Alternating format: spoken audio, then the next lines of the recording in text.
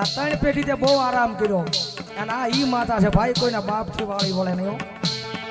મેલડી નું લેણું કોઈના બાપ થી રખાય નહીં, રખાય નહીં, રખાય નહીં.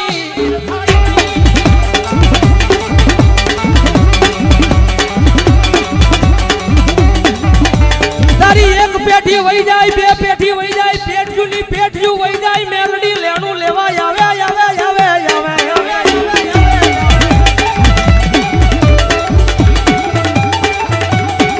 કારણ કે તારી પેઢીયું વહી જાય, બધું ભૂહાઈ જાય ને.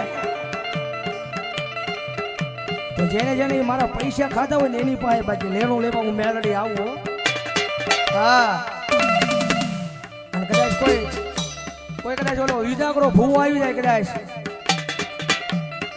અને ગુરુ એમ કે હું આ મેલડીને વાળીને વિયો જાઉં તો એ વાતમાં માલ નહીં ભાઈ.